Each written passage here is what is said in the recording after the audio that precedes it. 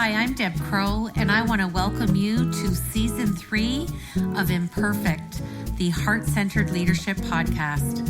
This is a podcast where we connect, learn, and laugh together with authentic and courageous leaders from all over the globe. You will learn from leaders you haven't even met yet. You will gain new tools to add to your leadership toolkit. Leadership belongs to all of us. It's not measured by stature or title. So please pull up a chair and listen in. This is the Heart-Centered Leadership Podcast. It is with great anticipation and excitement and a positive mindset and good vibes that I welcome you to my first solo podcast of 2023. And I can't believe we are already at the end of January. It's with excitement that I share with you what the first month has looked like, conversations that I'm having, people that I'm interviewing for our podcast, and just the general feel globally about acceptance and imperfection and heightened gratitude. It's been an interesting month. It's been a quick month.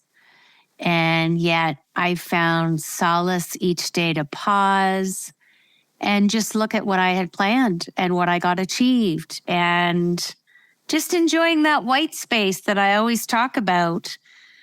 Some serendipitous moments this month and a little bit of a story to share. For 3 years, I have been trying to open up a vestibular clinic, and that's a whole other podcast. But anyone who has difficulties with their vestibular system, it could be with their balance, it could be with their hearing, it could be with their vision. And this is near and dear to my heart because some of my brain injured patients that I used to case manage had difficulty or had a vestibular disorder. And it really reins in a whole host of symptoms, from physical symptoms to psychological symptoms. And there's so many different causes and triggers.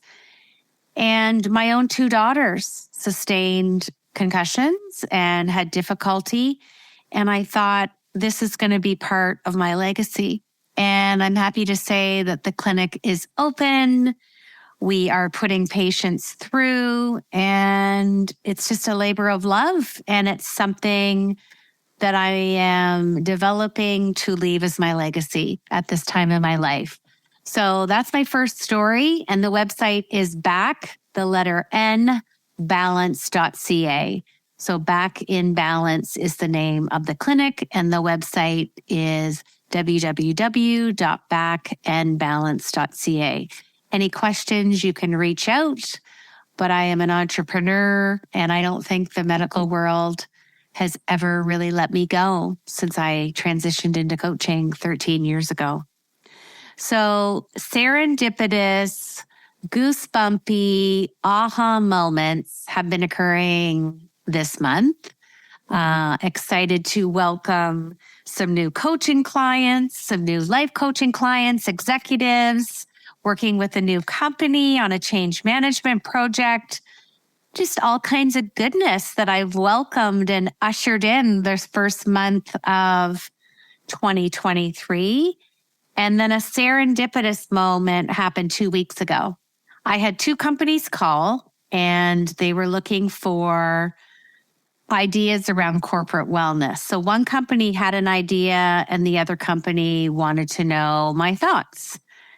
So at age 50, I became a yoga teacher, and I never thought, where I am in my life now, that yoga would come into being a college professor, a speaker, an executive coach.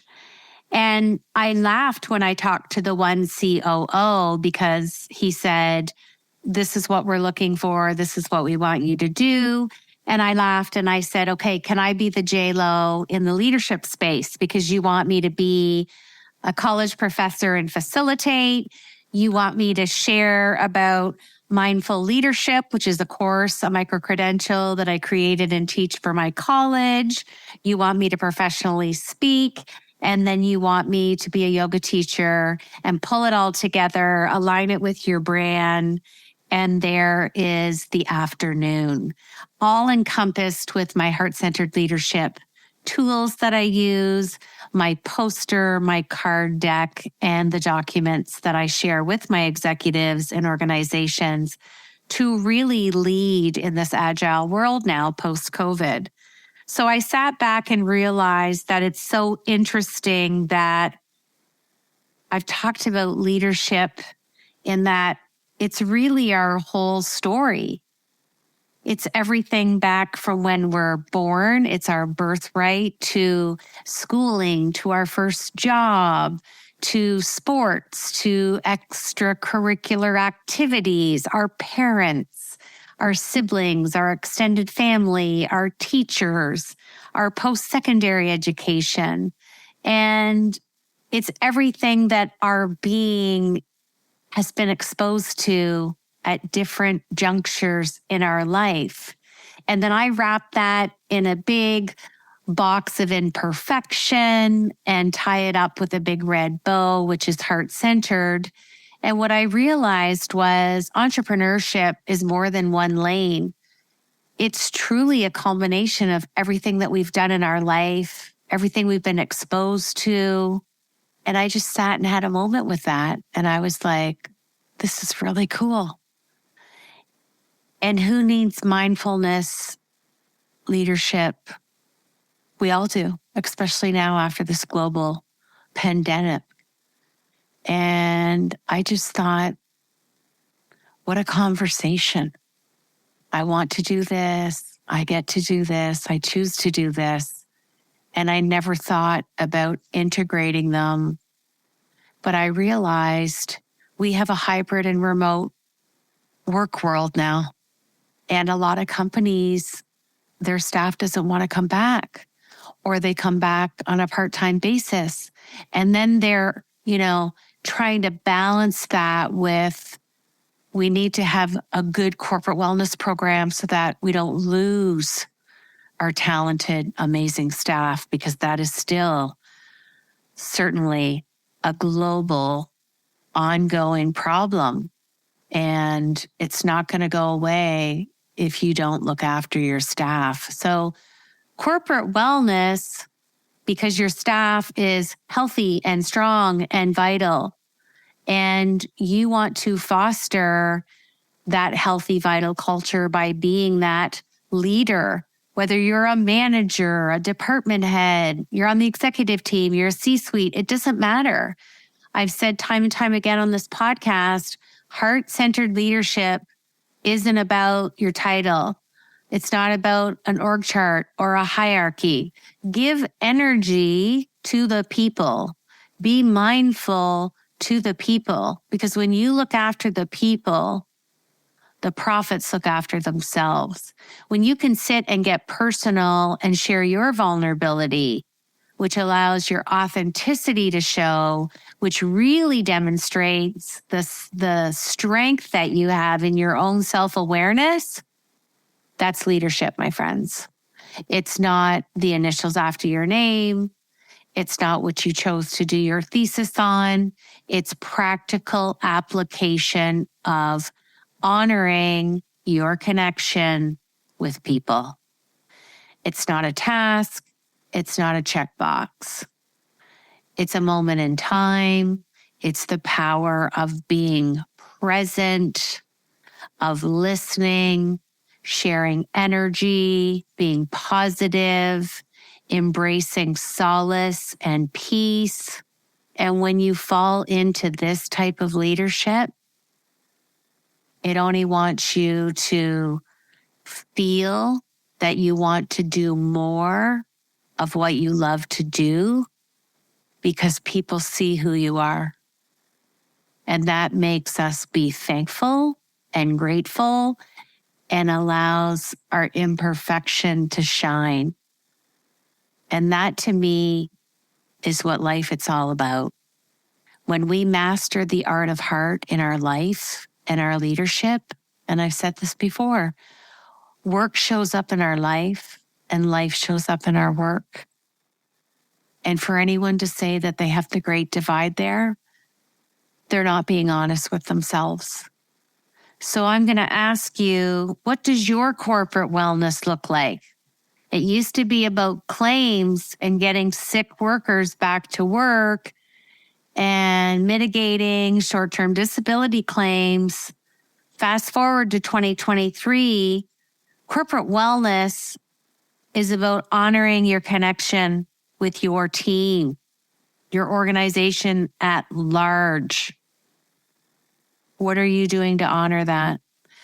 What tools are you bringing in to align with your leadership? Have you ever considered mindful leadership to be part of your toolkit? Lots of leaders say no, because it's never been the languaging in business acumen. Well, I'm thinking the traditional leadership playbook is getting thrown out. And I think the pandemic is a demonstration of that. I think the power of decision of employees not wanting to go back and showing that they can be healthy and happy and vibrant and strong and productive in their own home or remote, whether it's hybrid, a little bit of both or remote. The foundation of that is trust. And without trust and rapport, what do we really have? So I'm hoping January has been exciting for you. I hope that you surrendered and let go of urgency. And I chose and made a really big decision this year. I did not choose a word. My focus all year is mindset reset. What does that mean? It means I'm open, I'm positive, I'm healthy, I'm vibrant, I'm confident, I'm at peace, I'm imperfect, I'm thankful, I'm strong, I'm brave, I'm worthy, I'm loved. And I will keep communicating that heart-centered leadership belongs in leadership language.